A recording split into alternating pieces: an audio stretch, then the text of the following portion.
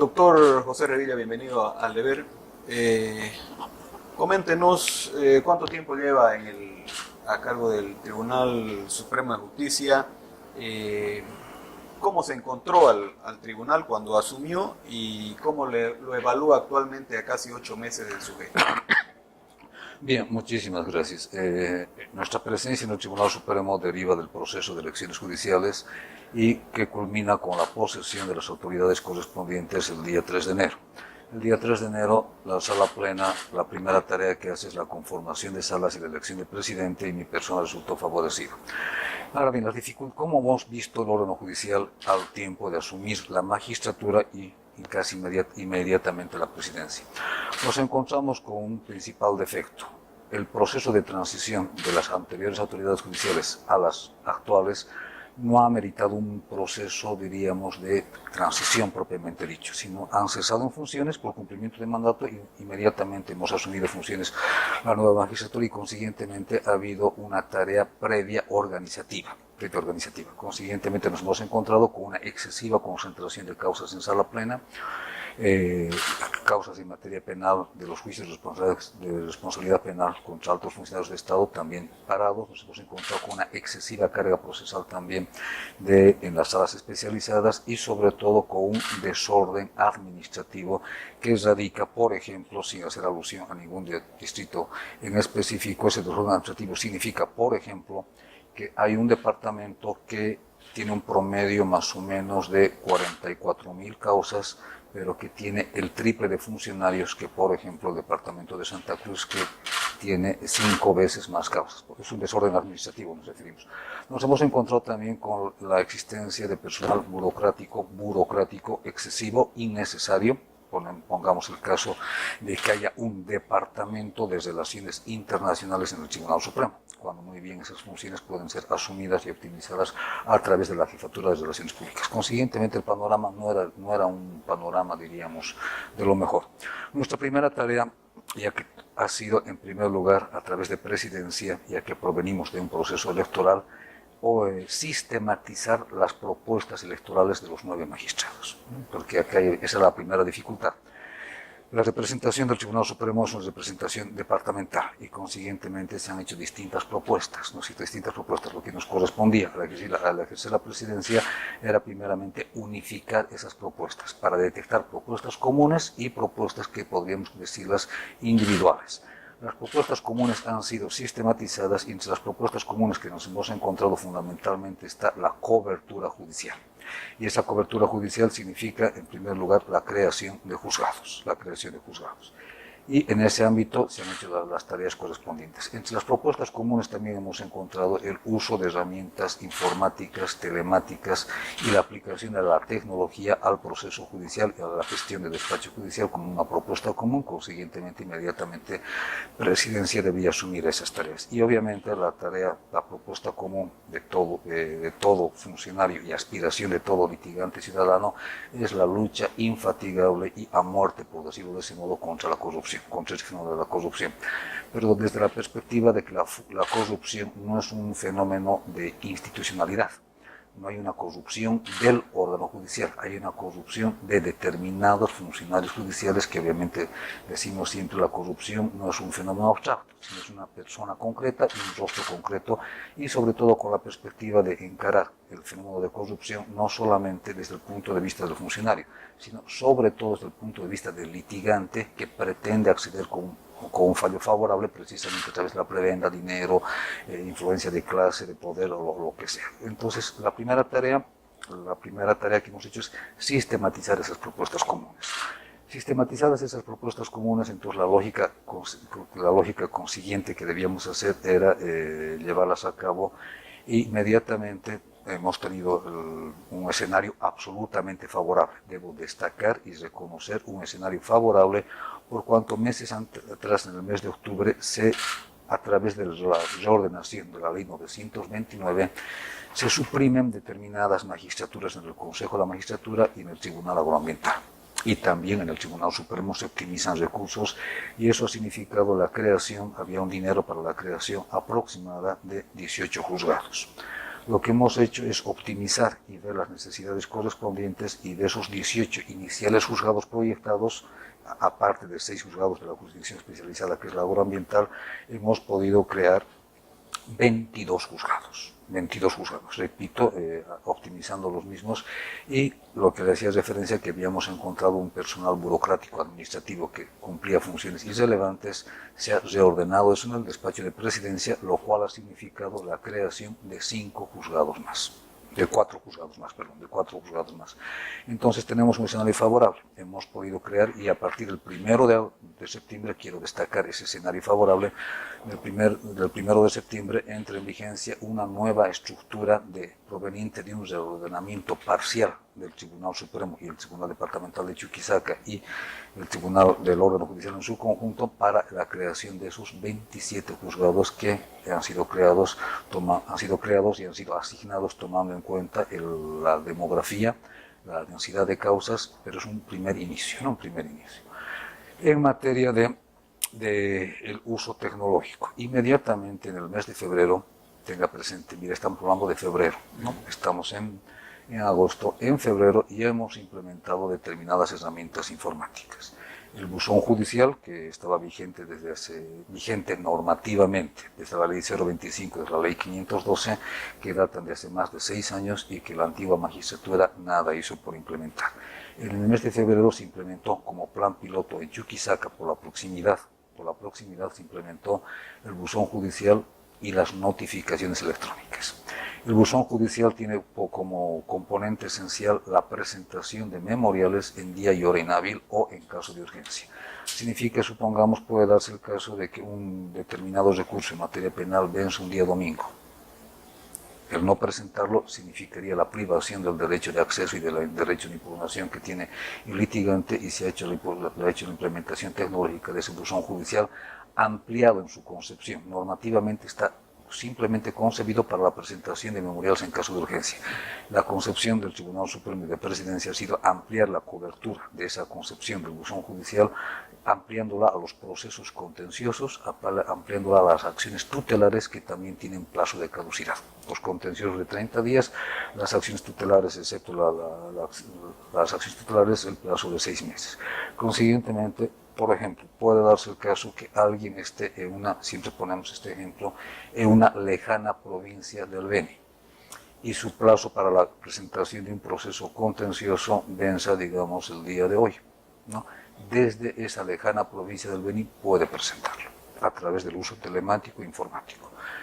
Después de eso se ha incorporado parcialmente, no porque queramos hacerlo de ese modo, sino por la dificultad normativa que se tiene. Se ha implementado el uso de notificaciones electrónicas, de tal manera que optativamente la ley 439, la 603 y la 254 establecen que en esas áreas correspondientes los abogados pueden señalar un domicilio procesal que no sea físico, sino que sea un correo electrónico. Y algo tan simple, que tampoco se había encarado de ese modo, se ha encarado, y de tal manera que ahora está en ejecución y en funcionamiento el sistema Hermes y el sistema Mercurio referido a las notificaciones electrónicas. ¿Qué significa? Que el abogado, el usuario correspondiente, ya no debe concurrir al tribunal departamental, al llamado Palacio de Justicia, como se domina en varios departamentos, sino que puede recibir la notificación del memorial presentado en su propio celular o en su propia computadora. Consiguientemente también hemos hecho eso, le reitero, en el mes de febrero. En marzo, inmediatamente, a través de un aporte del departamento de Cochabamba, habíamos visto por conveniente lo siguiente. Tenemos miles, no cientos, miles de causas que están paralizadas por la falta de notificación en materia penal, por la falta de notificación con determinadas resoluciones, y están paralizadas porque esa publicación debe hacerse mediante dicto al desconocerse el domicilio de la persona.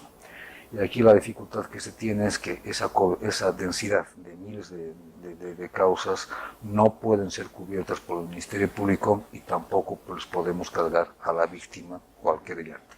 Entonces, simplemente con un diseño bastante simple se ha establecido que vía web, los 3 elementos son vía web, se publica el edicto judicial correspondiente, y tiene más ventajas que el edicto físico. En primer lugar, no lo tomen como alusión personal, pero obviamente los edictos cuestan, y cuestan bastante.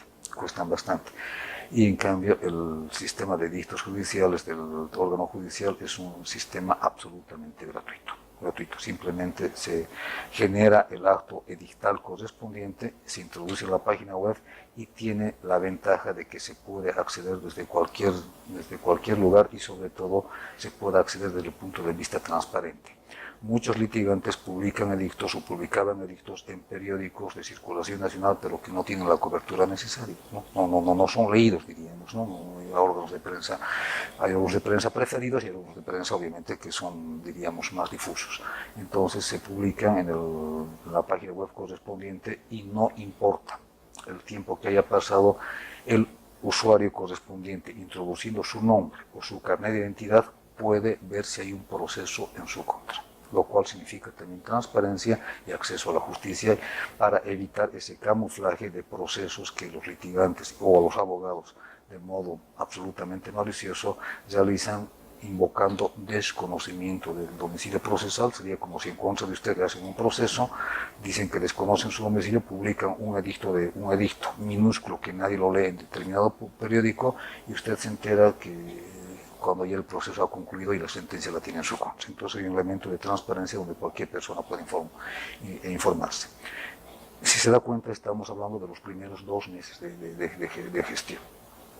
Posteriormente nos habíamos ocupado fundamentalmente en el quehacer fundamental del Tribunal Supremo, que es la formulación de una doctrina, llamamos así, de una doctrina nacional, de una jurisprudencia, pero que sea efectivamente nacional. Y para tal efecto habíamos visto que había deficiencias en la unidad de jurisprudencia. Y ahí hemos implementado nuevos motores de búsqueda y de gestión procesal correspondiente y actualmente usted puede entrar al Play Store, bajar la aplicación TJS-Inf y tener en su celular un buscador de jurisprudencia con el cual obviamente supone la accesibilidad y supone la predecibilidad, ¿no es cierto? Un problema con un caso jurídico concreto, simplemente se busca la forma de decisión que asume el Tribunal Supremo y eso supone poder evaluar o ponderar las posibilidades de éxito o de fracaso que pueda tener determinada pretensión. Estamos hablando de los primeros 3 meses de gestión, donde ya tenemos la creación de 27 juzgados, donde ya tenemos la implementación informática de notificaciones electrónicas, buzón judicial, buscador de jurisprudencia para aplicación desde celular y en materia de lucha contra la corrupción, lo que se ha hecho es por primera vez el Tribunal Supremo encara estas tareas adoptando un código de ética judicial. Y como presidencia y la decanatura del Tribunal Supremo forman parte del directorio de la Escuela de Jueces, se ha establecido como obligatoriedad el uso, la implementación curricular de la ética judicial en cualquier curso de capacitación, sea para funcionarios subalternos, sea para jueces, sea para periodistas, que también tenemos la cobertura correspondiente. Entonces hay una implementación transversalizada del Código de Ética y los preceptos de la deontología jurídica. En lucha contra la corrupción hemos tenido también un escenario favorable con la promulgación de la Ley 474, que ha establecido la implementación de una unidad de transparencia en el Tribunal Supremo que tiene tuición sobre el Tribunal Supremo y sobre los 9 tribunales departamentales y que precisamente tiene que ver con la transparencia, que tiene que ver con la lucha contra la corrupción y precisamente ahí se procesan determinadas denuncias desde el punto de vista absolutamente objetivo o nuestros funcionarios de transparencia viajan, diríamos, a cualquier departamento a procesar información que presuntamente involucre casos de corrupción para posteriormente ejercer las acciones que correspondan. Eso, lo que le hablo, estamos hablando de los primeros 2 meses de gestión. Antes de los 2 meses de gestión se han sorteado toditas las causas de sala plena. Había más de casi 300 causas, se han sido sorteadas y me dirán que recién se están resolviendo. Esa resolución tiene el defecto de que son 9 magistrados, consiguientemente el proyecto de cada magistrado debe ser revisado por otros 8 magistrados, se presentan disidencias y eso enriquece además la formación. Consiguientemente podríamos decir que se han liquidado las causas de sala plena. Se han creado 27 juzgados asignando con los criterios correspondientes. Se han implementado los sistemas informáticos, los que he hecho referencia. Se ha implementado un código de ética judicial. Todo esto en los primeros 2 meses. Y se ha optimizado los recursos a través de la reestructuración de presidencia, se está en pleno proceso de reestructuración también de escuela de jueces, siempre tendiendo a la primera tarea que creemos que debe ser encarada este año, que es la cobertura judicial y la creación de juzgados correspondientes, ¿no? Ese es un panorama de los 2 primeros meses. Ahora, no pensábamos que iba a ser tan moroso y tan burocrática la creación de juzgados. La creación de juzgados, les retiro, trata ahí, pero va a ponerse en funcionamiento en a través de las convocatorias correspondientes. Otra vez quiero resaltar el escenario favorable. Tenemos un escenario favorable por cuanto la ley 898 establece una comisión para la implementación de las conclusiones de la cumbre judicial. Es una comisión de alto nivel donde participa la cabeza del sector, que es el Ministerio de Justicia, la Fiscalía General del Estado, la Procuraduría General del Estado, la Asamblea Legislativa, el Ministerio de Gobierno, el Tribunal Constitucional, el Tribunal Supremo, el Tribunal Agroambiental, el Consejo de la Magistratura, y a través de la tarea conjunta y en coordinación con la cabeza del sector del Ministerio de Justicia, se ha coadyuvado, diríamos de ese modo, ¿no? La palabra correcta es coadyuvado, no es un logro del Tribunal Supremo, es un logro de coadyuvación en el tan ansiado proyecto que ha sido aprobado ya en diputados y está para aprobación en senadores, de la creación de las salas constitucionales. Eso supone porque por primera vez se impone un criterio de especialidad en materia constitucional.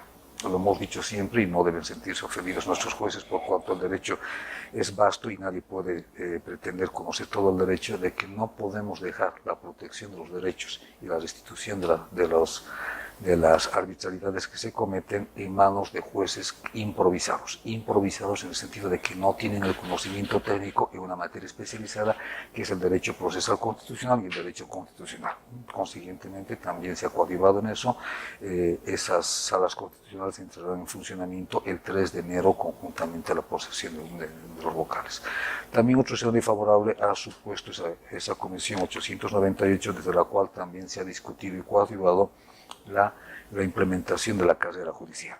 La carrera judicial, obviamente, porque como ustedes muy bien saben, tenemos actualmente que los cargos del órgano judicial son transitorios a partir de la ley 003, ¿no? Pero los jueces institucionalizados son los que actualmente han egresado de la escuela de jueces, pero no tenemos un sistema de carrera judicial, y ahí debemos destacar nuevamente también el gran desprendimiento que ha tenido el Consejo de la Magistratura para coordinar estas tareas de implementación de carrera judicial, que reitero son atribuciones ya del Consejo, pero que han sido ejercidas de modo conjunto con el Tribunal Supremo. También a partir de la ley 898 se está trabajando con una ley de abreviación procesal penal, ¿no? Que también es un escenario favorable en cuanto se tomará como ejes temáticos la detención preventiva, la implementación de la nueva gestión del despacho judicial, la implementación de las notificaciones electrónicas, esta vez obligatoriamente a través de plataformas virtuales tanto del Ministerio Público cuanto del Tribunal Supremo del órgano judicial correspondiente, y un sinnúmero de ejes temáticos correspondientes tendientes a descongestionar las causas penales correspondientes, que tenemos más de 300.000 causas penales en todo el Estado nacional, lo cual es bastante alarmante. Entonces son pendientes, ¿no? Y algunos casos tenemos que están señalados los juicios para de aquí a 12 meses, 14 meses, 16 meses por la falta de cobertura. Consiguientemente, ese dato alarmante, nuestra primera tarea, hemos dicho, es la cobertura judicial, la creación de juzgados, y esta creación de juzgados tiene que ver con un componente también. La mayoría de los juzgados creados en todo el Estado plurinacional son juzgados en materia anticorrupción y de violencia intrafamiliar. Consiguientemente, ese sentido... ¿Qué es lo que más se requiere? Es lo que más se requiere. A ver, si tomamos en cuenta los datos, pongamos como ejemplo Chuquisaca. En Chuquisaca el 60% de las causas penales son de violencia intrafamiliar. 60% es un dato absolutamente alarmante que nos muestra que como un indicador de que se requieren políticas tendientes a eliminar precisamente esa alta densidad de concentración de violencia intrafamiliar, que reitero es una vergüenza. También se ha avanzado bastante en la implementación conjuntamente el Ministerio de Justicia del protocolo para el sistema de justicia indígena, originario y campesino, que también es un tema pendiente. Es un protocolo elaborado, se está elaborando el protocolo correspondiente de conciliación, está elaborando el protocolo correspondiente en materia procesal civil y, en fin, se está avanzando ya esta vez a una marcha más lenta. Todo lo que le he dicho se ha hecho en los 2 primeros meses, obviamente que no están visibilizados probablemente por nuestra falta de difusión de esos elementos, pero se han avanzado en esos temas. ¿No? También, pero resaltamos fundamentalmente la creación de juzgados en materia de violencia doméstica y en materia de corrupción. En materia de corrupción, y hemos hecho referencia al código de ética, a la transversalización de la enseñanza de la ética en la Escuela de Jueces del Estado, y también hemos hecho una inventariación de los procesos penales que están siendo actualmente substanciados contra funcionarios judiciales de todo el Estado, de todo Bolivia. Y nos hemos encontrado con que es demasiado elevado el número de procesos penales no iniciados todavía, sino que están en etapa preparatoria, con una simple imputación, con una simple acusación, y por el propio bienestar del órgano judicial nuestro interés es que esos procesos concluyan como deban concluir, ya sea con la absolución o con la condena correspondiente, porque eso dependerá del sistema acusatorio correspondiente, de la carga de prueba, de la acción penal que tiene el Ministerio Público. Eso a grandísimos rasgos es el estado actual del órgano judicial, ¿no? También una política que tiene el directorio tanto de la DAF como de la Escuela de Jueces del Estado es ir a los distritos, ir a los departamentos correspondientes y asumir en situ las necesidades correspondientes, ¿no? Y esas visitas son bastante productivas por cuanto nos encontramos con determinados hechos que no son de nuestro conocimiento, precisamente porque cuando se ejerce las funciones de autoridad ya se pierde contacto, diríamos, con los núcleos de litigantes, con los núcleos de abogados, etcétera, etcétera. Hemos encontrado bastantes deficiencias, Perdón, antes de pasar a ese punto que lo vamos a abordar enseguida, sí. Entonces le dice, al comienzo, una vez que hace esa evaluación y sí, como que ordena la casa cuando dice que había algunos desequilibrios administrativos, ¿no? A partir de ahora, ¿qué otras acciones se vienen y cómo idealiza dentro de un mediano plazo de su gestión el funcionamiento del Tribunal Supremo de Justicia? Ahora, abocados a esas tareas, o sea, Presidencia lo que ha hecho es... Perdón, por ejemplo, entre una de las medidas, me ocurre la mayor difusión de esos mecanismos que se están implementando. Sí, por ejemplo, en ese ámbito el Tribunal Supremo ha aprobado la creación de la Agencia Judicial de Noticias, precisamente para elementos de difusión e integración del conocimiento, de tal manera que las noticias no sean deformadas. A diario vemos que la prensa, a título de información, da a conocer determinados hechos que tienen que ver con determinados elementos que se vinculan al órgano judicial, y apreciamos en la población un sentido hegeliano de justicia. Digo hegeliano en el sentido de tener el sentimiento de justicia como un sentimiento de represalia. Quiero decir, la víctima piensa que hacer justicia es que sufra la otra persona lo mismo que sufre la víctima. Eso es lo que cuando nos dicen queremos justicia, que se detenga a la persona, que se lo mande a un centro penitenciario. Entonces, desde ese punto de vista, lo que queremos es que la noticia sea lo más técnica posible y que sea difundida de modo inmediato a través de nuestra Agencia Judicial de Noticias, que será implementada dentro de poco. El acuerdo ya está dado y, consiguientemente, a manera de ejemplo eso. En los otros temas, nuestra tarea fundamental ahora es la reestructuración. Siempre hemos dicho que hay excesivo personal administrativo y poco personal jurisdiccional.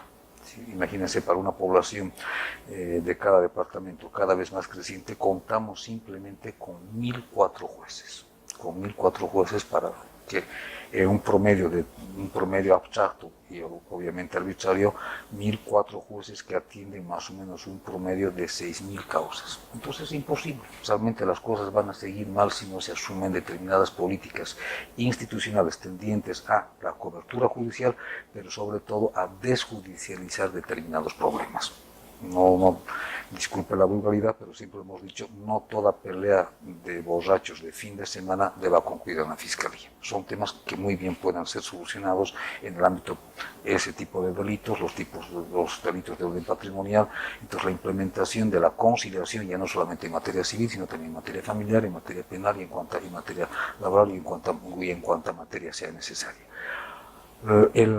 Nuestra más grande ambición, y en pequeño paréntesis, la implementación de todos los sistemas telemáticos e informáticos, buzón judicial, notificaciones electrónicas, la aplicación de Play Store para el buscador de jurisprudencia, las notificaciones edictales han significado cero costo. No se ha contratado ninguna consultora, no se ha contratado ningún profesional, sino simplemente tenemos personal para ello y lo que hay que hacer es que esos recursos humanos que tenemos trabajen en lo que tengan que trabajar.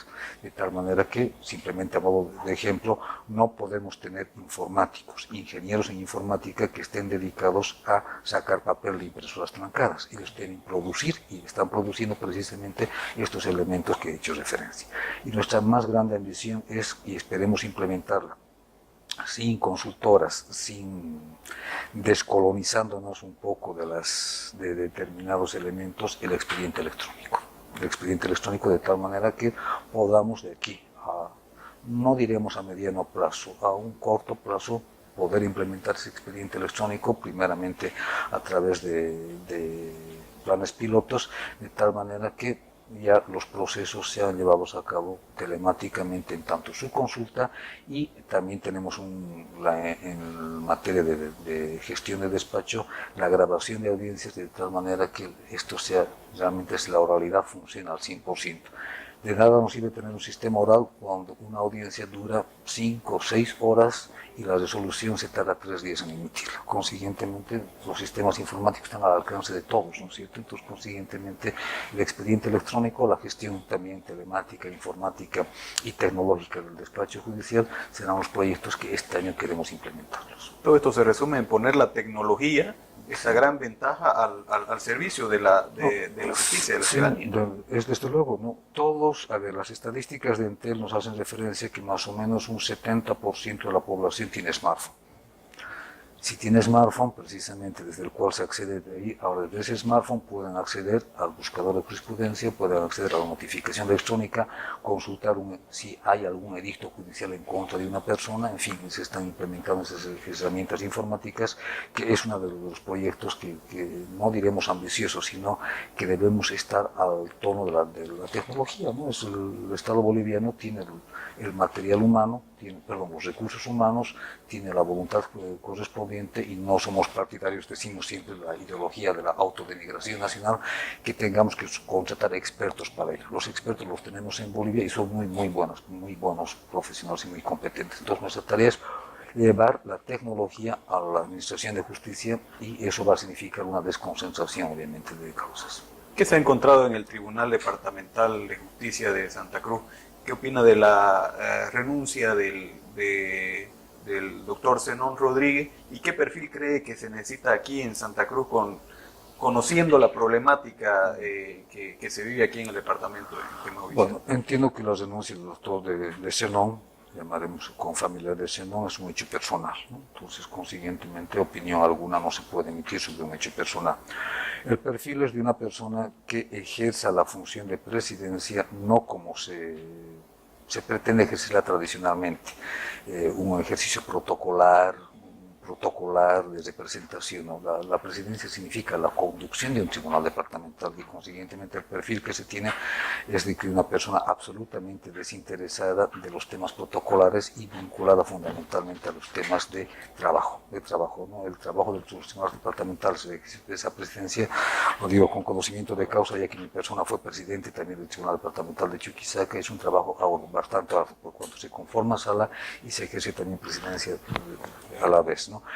En cuanto al Tribunal Departamental de Chuquisaca, encontramos los problemas que encontramos en todos los tribunales departamentales, pero que aquí se agrava por la deficiente infraestructura que se tiene. Una deficiente infraestructura. Aquí en Santa Cruz. Aquí en Santa Cruz. Se tiene un edificio central, me refiero, porque tiene desconcentraciones en la Villa 1 de Mayo, en el Plan 3000, las EPIs que tienen en varios lugares, ¿no es cierto? En el edificio central, en el en el llamado Palacio de Justicia, para que nos ubiquemos mejor, una total deficiente infraestructura. Es un laberinto. Es un verdadero laberinto, un laberinto que será para los litigantes, ¿no? Consiguientemente hemos incurso en deficiente y será tarea del directorio de la DAF dotar de la infraestructura necesaria al departamento de Santa Cruz. Es un compromiso que tenemos, un compromiso ético que se tiene por cuanto los mayores recursos que provienen del órgano judicial provienen de las tasas impuestas por derechos reales, cuya mayor aportación la hace Santa Cruz. Consiguientemente, pues no entendemos por qué el descuido que haya tenido Santa Cruz como departamento tan importante, y nuestra prioridad es dar esa infraestructura correspondiente. Hemos visto... ¿Eso qué conllevaría una nueva infraestructura? Una nueva infraestructura, una desconcentración, porque ya es un departamento, una capital, perdón, ya casi metrópoli, podríamos decir, ¿no? en términos demográficos. Entonces su desconcentración, y no solamente del servicio judicial, sino también de derechos reales que ya se están en esas tareas en COVID, que deben ser impuestas por el Consejo de Magistratura. Dotar de una nueva infraestructura. La infraestructura actual es absolutamente deficiente, es un laberinto, un laberinto, y en esas condiciones no podemos exigir mucho al funcionario judicial, ¿no? Entre el perfil igual estará replicar esas tareas que se vienen desde el Tribunal Supremo acá en Santa Cruz, claro, porque hablamos de tecnología y en todas las otras acciones que se están tomando. Por suerte ya el uso de la tecnología, hasta los muchachos lo utilizan con su celular, siempre decimos, si utilizan el celular para enviar chismes o ocuparse de la vida privada de una persona, utilícenlo en herramientas tecnológicas. Consiguientemente, lo que haga el Tribunal Supremo debe ser replicado en los tribunales departamentales y así sucesivamente hasta los recintos provinciales correspondientes, ¿no? Lo que nos ha parecido altamente alentador es el uso tan fluido de la plataforma de atención al usuario externo. Hemos podido estar presentes un tiempo, digamos, relativamente largo.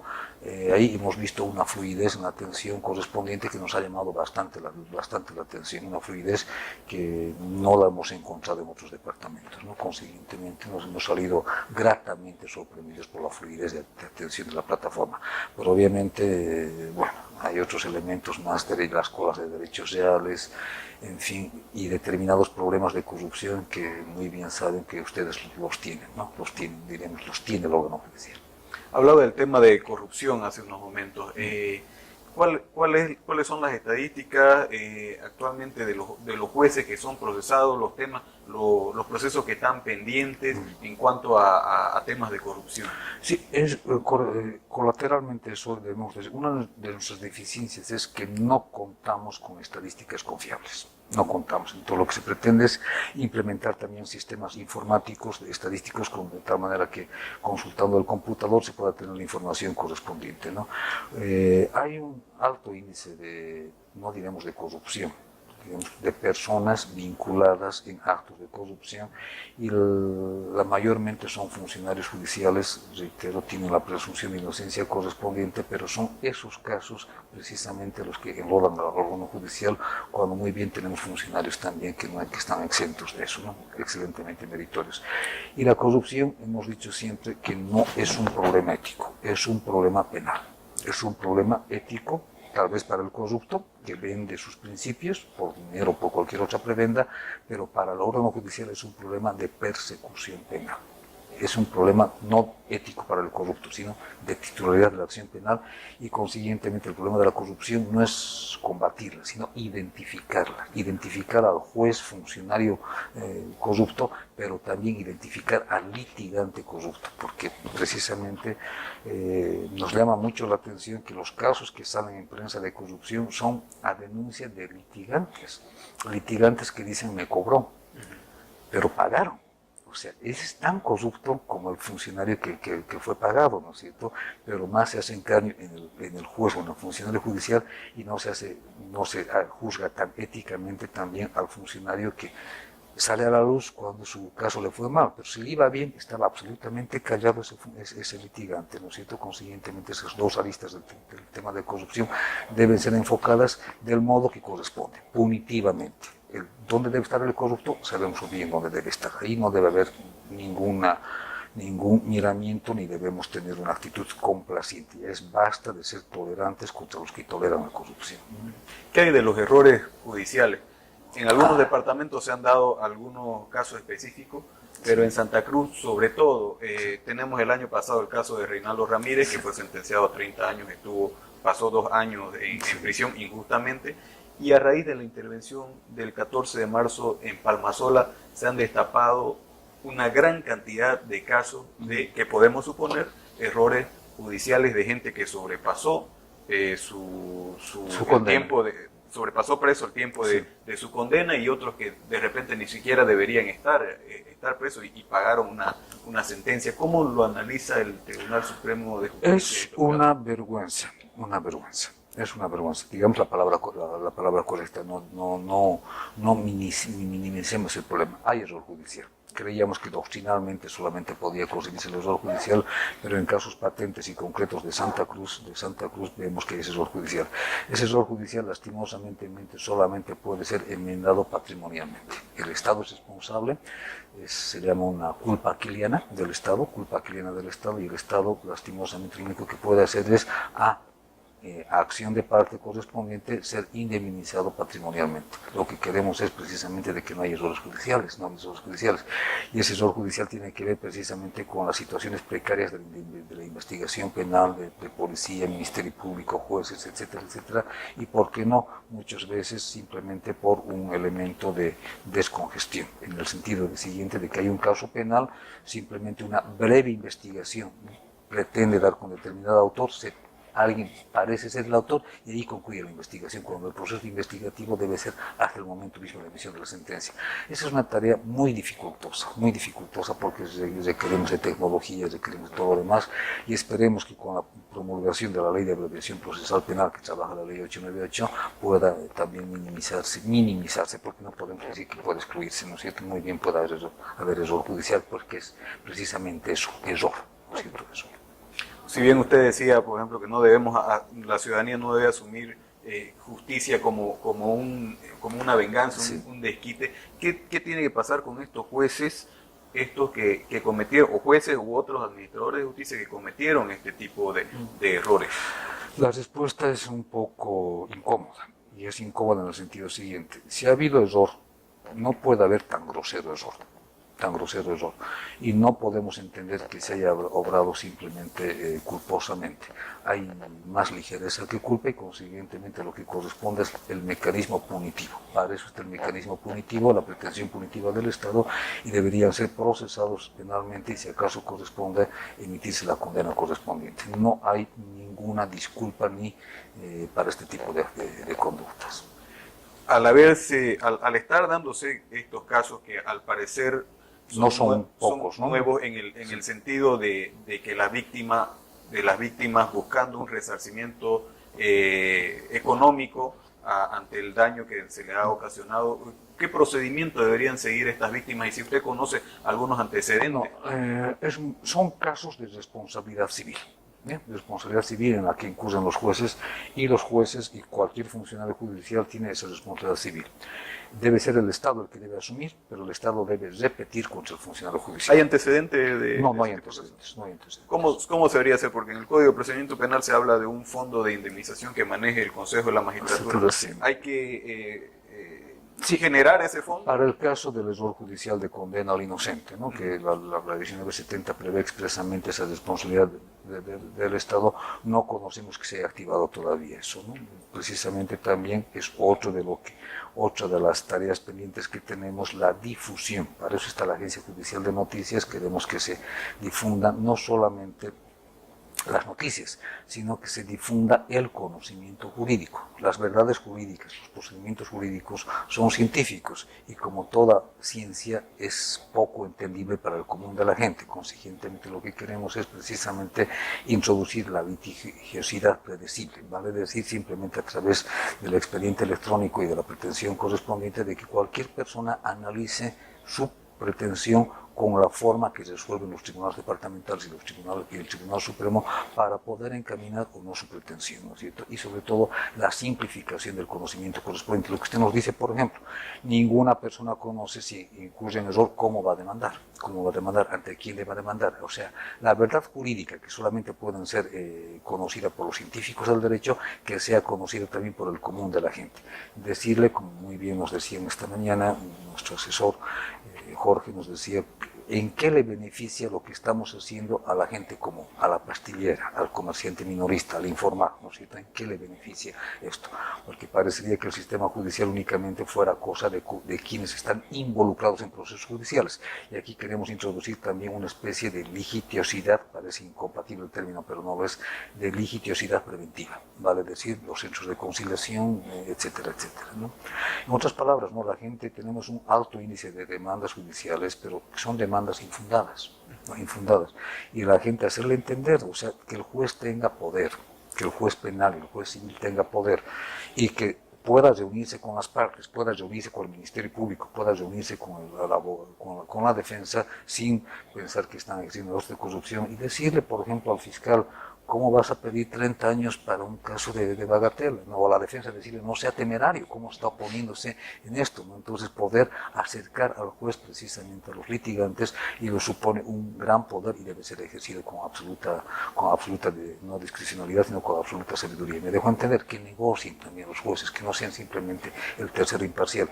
Puede darse el caso, digamos, que un tema, diríamos, no de bagatela, ¿no? Pero de poca significación social, a nadie le gusta estar en procesos judiciales, por ejemplo, de que el fiscal pida 10 años y detención preventiva, cuando están separadas las cosas, ¿no? Entonces que pueda negociar, que pueda intervenir activamente, haciendo entender al fiscal o haciendo entender a la defensa que está siendo temeraria o a una de las dos partes. Eso significa también una nueva concepción de la decisión judicial, porque si ahorita, ¿qué impresión le daría a usted que el juez se reúna con el Ministerio Público y con las partes? Dirían que están sobornando o que están negociando algo, ¿no? Entonces significa también que la ciudadanía cambie de mentalidad y que vea que están no negociando, de que están haciendo posible una autocomposición del proceso. Eso es, para eso es necesario una coordinación entre las instancias, porque por ejemplo la policía y la fiscalía siempre acusan, cuando se dan algunos de estos casos, acusan a los jueces de liberar a los malhechores. Los jueces por su parte se defienden y dicen que no están sustentadas la investigación, como usted ha dicho anteriormente.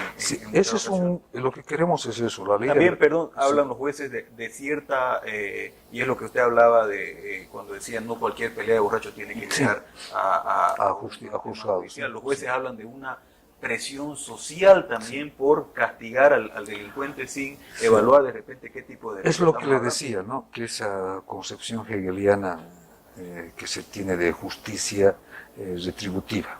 Justicia significa no resolverlo, sino significa que sufra el que me hizo sufrir, ¿no es cierto? Y eso es lo que se refiere a muchos litigantes cuando dicen queremos justicia. No, la justicia es algo más complejo, no es algo más complejo que tiene connotaciones más significativas, obviamente con el debido respeto a las personas, a las víctimas. Todos hemos sido víctimas también, sabemos el rencor que puede generar la comisión de un delito o la afectación patrimonial hacia una determinada persona. Pero el juez tiene que empoderarse, tiene también no solamente que ser un tercero imparcial, tiene que involucrarse más en el ámbito jurisdiccional correspondiente, en el caso concreto, y reitero, ¿no? Evitar el proceso correspondiente a simple entrada. También debemos tener que nuestros funcionarios policiales, nuestro Ministerio Público, deben estar altamente capacitados precisamente para que no acontezca lo que ustedes dicen. La policía, primero, ¿no? Dicen, hemos atrapado al delincuente, pero el juez lo ha soltado. El juez dice, estaban con pruebas diríamos contaminadas y todo lo demás. Entonces debe haber una unidad de funcionamiento, una unidad de conducción, de adecuada coordinación entre la defensa, oposición, decisión, vale decir, querellante, Ministerio Público, víctima, juez y la unidad, la intervención, la acción directa que la hace la policía. ¿Y en la coordinación institucional para hacer esto se habla de estos temas? ¿Se ha avanzado en algo? Sí, se está avanzando bastante. Precisamente se tienen bastantes comités y bastantes comisiones que están solamente en el papel. Hablamos de seguridad ciudadana, no se avanza absolutamente nada. Santa Cruz tiene un mapa de criminalidad, pero ese es un problema policial, no es un problema jurisdiccional, ¿no es cierto? jurisdiccional. Entonces lo que queremos es que el juez se empodere, ¿no es cierto? Se empodere y precisamente se involucre más en el caso concreto y busque las soluciones que correspondan limitando las pretensiones. ¿No? No es posible que por un robo de celular, por ejemplo, se pida detención preventiva o se pida 8 años de prisión, por decir una exageración. O no es posible también de que alguien que sometido en flagrancia se defina maliciosamente promoviendo y multiplicando incidentes, ¿no? Entonces debe tener más poder el juez. ¿Qué hay de la retardación de justicia? De repente uno de los casos de implicación nacional, pero aquí que tiene acá está sentado en Santa Cruz, es el caso denominado terrorismo, Sí. ¿sí? Que lleva más de 7, 8 años. Sí. ¿Cuál es el análisis que hace sobre este Sí. caso? Hay un defecto, hay una excesiva cantidad de causas y poco número de jueces. Eso entonces implica la lógica consecuencia que haya una demora en la resolución de los casos correspondientes y hay también determinadas dificultades técnicas. El caso terrorismo es palpable. El caso terrorismo se está haciendo sustanciado, si no me equivoco, en La Paz, algún otro en Tarija, ¿no es cierto? Precisamente por la conformación de los tribunales correspondientes, ¿no es cierto? Entendemos nosotros y tenemos la visión de que los tribunales deberían ser unipersonales y no tanto como tribunales colegiados. Esa retardación de justicia se la combate con mayor cobertura judicial y con un régimen de liquidación de causas que pretendemos implementar. Uno de los casos que hace pocas semanas también estuvo en boga fue el denominado techo de paja. ¿Sí?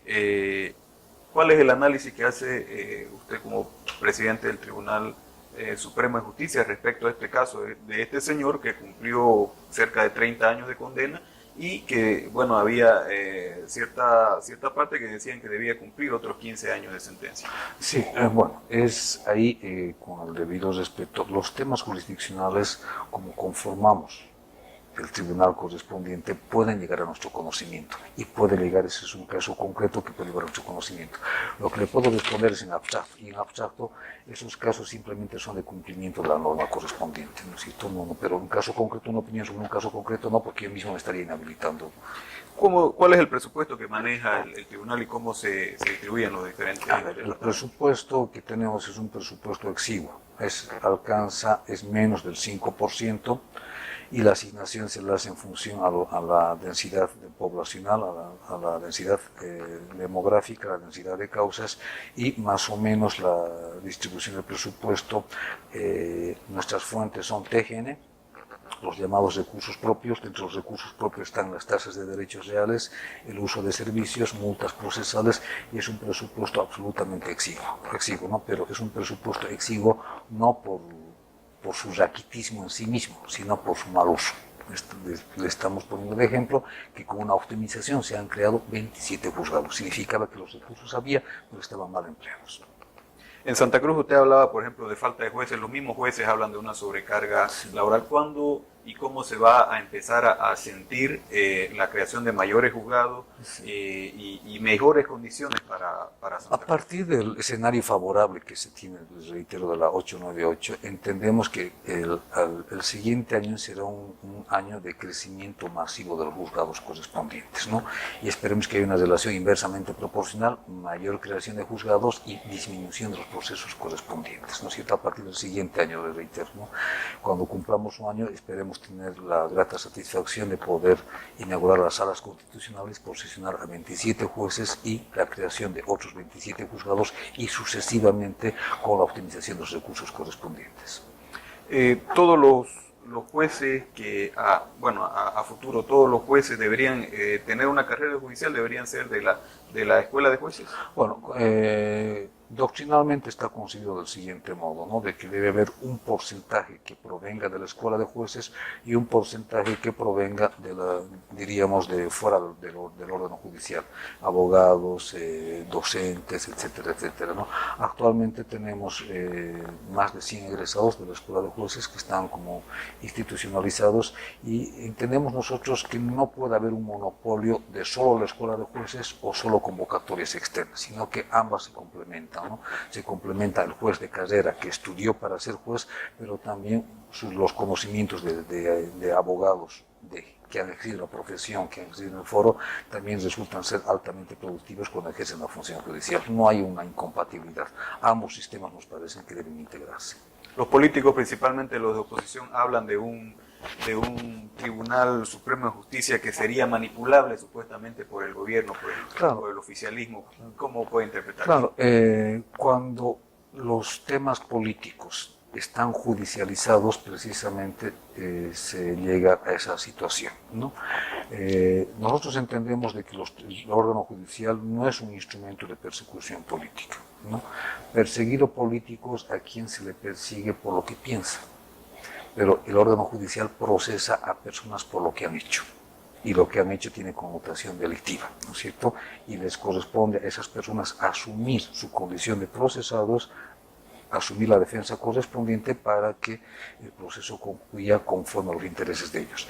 Indudablemente, reitero, cuando hay temas políticos que se contaminan jurídicamente, obviamente la acusación, sea de oposición o sea de oficialismo, va a hacer referencia a que el órgano judicial es manipulable, ya sea por la oposición o ya sea por el oficialismo, pues le aseguro que el órgano judicial es absolutamente independiente. ¿Cómo analiza la ley de indulto en lo que va del año? Bueno, la ley de indulto eso ya es una política, una prerrogativa presidencial asumida ya hace varios años, que en poco, pero minimiza el congestionamiento de las penitenciarías. ¿Y las jornadas de descongestionamiento? No, es alguna tarea todavía pendiente. Esas jornadas de descongestionamiento no deben ser efectuadas de cuando en cuando, sino debe ser una política institucional de acercamiento continuo. Y eso es una tarea pendiente que tiene el Tribunal Supremo. ¿Cuestionan los propios internos que en estas jornadas de descongestionamiento se los insta a declararse culpable a cambio de conseguir su libertad? Claro. También se cuestionan algunos sectores de que estos hechos que se han descubierto últimamente en Palmasola no se hubieran descubierto, por ejemplo, en las jornadas de descongestionamiento. Claro, es que estas jornadas de descongestionamiento, precisamente para descongestionar, hay que concluir un proceso. Y esa conclusión de proceso puede, en algunos casos, aplicarse criterios de oportunidad reglada o procedimientos abreviados, ¿no es cierto? Pero para que ello sea efectivo, debe ser una decisión autónoma, ¿no? Entonces, si acaso no es autónoma, lo que le corresponde al afectado es la denuncia correspondiente, no simplemente el quejarse, ¿no? Porque para que pueda institucionalizarse, para que pueda encararse un determinado problema, necesitamos el conducto correspondiente. Don José Revilla, ¿qué le puede decir a la población cuando acabe su gestión? ¿Qué le va a dejar a la ciudadanía? A la ciudadanía esperemos dejarla cuando acabemos nuestra gestión, que todavía no estamos pensando en terminar la gestión, sino estamos pensando en hacer gestión, lo que podríamos dejar, y sería muy significativo, algo muy pequeño, es que recobren la fe en la justicia, que la justicia no es corrupta, que la justicia no es instrumento de persecución política, que la justicia no es mediocre, no está en manos de incompetentes, sino que hay determinados elementos de esa naturaleza así, que recobre la fe, que cuando acuda a un tribunal deje la decisión en las manos del tribunal correspondiente. Simplemente ese pequeño, si conseguimos recobrar la fe en la población, en el órgano judicial, habremos hecho una excelente gestión con solamente eso, que recobren la fe en el órgano judicial. Gracias, doctor. Agradecido soy yo.